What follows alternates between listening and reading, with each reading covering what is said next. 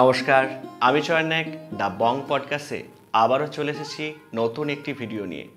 বহু প্রতীক্ষার পর আমরা পেয়ে গেছি স্বামী তন্ত্র দেবানন্দ মহারাজকে। এতদিন ওনাকে আমরা পাইনি, কারণ ওনার শরীর অসুস্থ ছিল। বহু মানুষ কমেন্ট করেছেন, বহু মানুষ ওনার সাথে যোগাযোগ করার চেষ্টা করেছেন, তাদের কাছে ক্ষমা প্রার্থী। আজকে ওনার কাছে শুনবো দীক্ষা সম্পর্কে। উনি আপনাদের শোনাবেন দীক্ষা কি। বহু প্রতীক্ষার পর আপনাদের সামনে আমরা আনতে চলেছি। আমি ক্যামেরাম্যান ভাইকে বলবো যে ক্যামেরাটা ওনার দিকে ঘোরান আর ওনার কাছে শুনে নিন আজকের এই ওনার মূল্যবান সময়ের মূল্যবান বক্তব্য। নমস্কার, আমি স্বামী তন্ত্র দেবানন্দ পুরী। আর দীর্ঘ বিরতির পর শারীরিক অসুস্থতা কাটিয়ে আপনাদের মুখোমুখি হলাম। আপনাদের অনেকেই আমার সঙ্গে যোগাযোগ করেছেন দীক্ষা প্রসঙ্গে, কিন্তু শারীরিক নানান রকম সমস্যা থাকার ফলে এই সময়টা আমি কারোর সাথেই দেখা করতে পারিনি এবং সমস্ত কাজকর্ম থেকে বিরত ছিলাম। এই জন্যে মার্জনা চাইছি।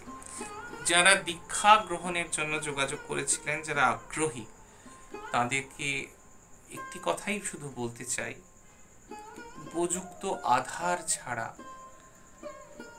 আমি দীক্ষা দিতে অপারগ, ক্ষমা প্রার্থী। অনেকের কাছে বর্তমান সময়ে দীক্ষা একটি আনুষ্ঠানিক বিষয়, আলংকারিক বিষয়, আধার বিচারটি গৌণ সেখানে। কিন্তু আমি যেটুকু যা উপলব্ধি করেছি এই কবছরে, তাতে আমার কাছে ভক্তি মুখ্য। যার ভক্তি আছে তার জন্য মুক্তি আছে, এবং তার ভক্তির অন্তরের অন্তঃস্থলে শক্তি বিদ্যমান। তো যেহেতু এটি একটি বিশেষ প্রক্রিয়ায় এই দীক্ষাটি সম্পাদন করা হয় এবং সমস্ত প্রকারের দীক্ষা থেকে সম্পূর্ণরূপে এই দীক্ষাটি অত্যন্ত ভিন্ন ধর্মী, তাই এই যারা আমাকে যারা অনুরোধ করেছেন দীক্ষার জন্য, আমার দীক্ষার প্রসেসটি অন্যরকম, দীক্ষার যে মূল্যায়ন সেটি অন্যরকম, দীক্ষার যে আধার সেটি ভিন্ন ধর্মী, সেটা অন্যরকম।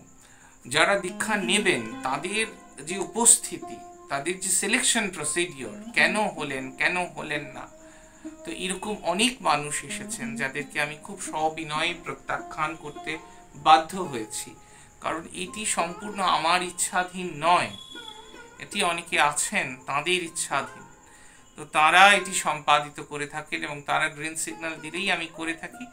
কোনো সময় যখন তারা আমাকে ইঙ্গিত দেন যে এটি করা উচিত, এই সময় এটি করতে হবে, তখন এটি হয়। এখানে কোনো রকম কমার্শিয়াল ব্যাপার কিছু নেই। অত্যন্ত সামান্য 5টি জিনিস, সেটি যে কেউই দিতে পারেন, সেটা বড় কথা নয়। বড় কথা হচ্ছে আপনার অন্তরের ভক্তি, শ্রদ্ধা, বিশ্বাস, সেটি যদি থাকে, একেবারে আমভূমি লুণ্ঠিত প্রণিপাত, সেটি যদি আপনার একদম স্বতঃস্ফূর্তভাবে আসে, তাহলে কিছু হবে, না হলে কিছুই হবে না।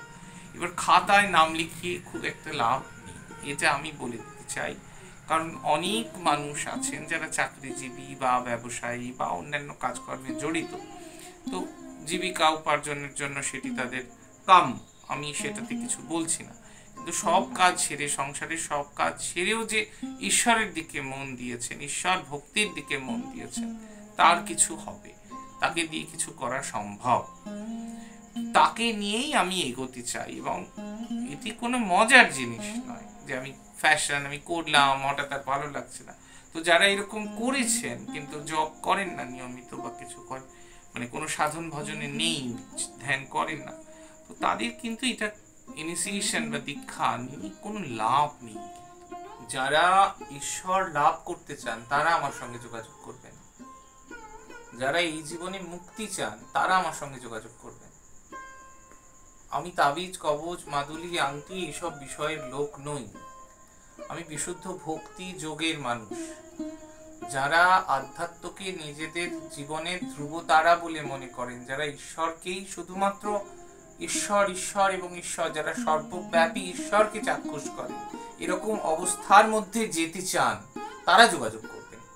অহেতুক আমাকে দয়া করে কেউ যোগাযোগ করবেন না। তার কারণ হচ্ছে আমি এই ধরনের কোনো কিছুর সাথে যুক্ত নই। ভক্তি প্রেম যেখানে নেই, ভক্তি বেদান্তের মানুষ আমি, যেখানে ভক্তি নেই, আমি সেখানে একেবারে আগ্রহী নই। এটা আমি এর আগেও অনেককে বলেছি, তাও অনেকে যোগাযোগ করেছেন, আমাকে মার্জনা করবেন, আমি এসবের লোক নই। আমাকে একবার কেন 1.5-2 বছর আগের মানুষও আবার ফোন করছেন, এইটা হয়েছে ওইটা হয়েছে। আমি এই ধরনের ব্যক্তিগত বিষয়ের কোনো সমাধান দিই না। কেউ যদি আত্মহত্যা প্রবণ হন, কেউ যদি কোনো বিষয়ে আসক্ত হন, ভক্তির মাধ্যমে, জপ এবং ধ্যানের মাধ্যমে তাকে সেই পথ থেকে জীবনের মূল স্রোতে ফিরিয়ে আনার একটা কাউন্সেলিং, সেটা আমি করে থাকি। তো এটি আধ্যাত্মের কাউন্সেলিং, এটি সাইকোলজিক্যাল কাউন্সেলিং নয়। এবং তার পাশাপাশি যে জিনিসটি আমি করে থাকি তাকে বোঝানো। দেখুন, এটা তো ঠিক মেরে বা বকে বা ধমকে, ভক্তি তো একটা মানুষের সহজাত প্রবণতা। কাউকে আপনি বলে বোঝাতে পারবেন না যে তুমি এটা করো, আমার বাবা এটা করতেন, আমার দাদু এটা করতেন, অতএব আমাকেও এটা করতে হবে। It is not that. আপনার যেটা ভালো লাগছে, আপনার কোনটা করতে ভালো লাগছে, আপনার কোন ইষ্ট, অনেকেই ইষ্ট আছেন, আপনার কাকে ভালো লাগে তার সেই পথে যাওয়া উচিত। তার যেটা খেতে ভালো লাগছে তার সেটাই করা উচিত। জোর করে বা আপনার মন যেটা চাইছে না সেটাতে আবদ্ধ রাখা মানে নিজের সঙ্গে আত্মপ্রতারণা। এটি দয়া করে করবেন না। আমি ভক্তি মার্গের মানুষ, আমি শক্তি মার্গের মানুষ, এবং আমি মুক্তি মার্গের মানুষ। ভক্তি, শক্তি, মুক্তি। মা পরম চৈতন্যময়ী, কৈবল্যদায়িনী। মায়ের প্রতি শ্রদ্ধাশীল হন, মাকে ভালোবাসুন, এটুকুই আমি বলব। সকলে খুব ভালো থাকবেন। জয় মা।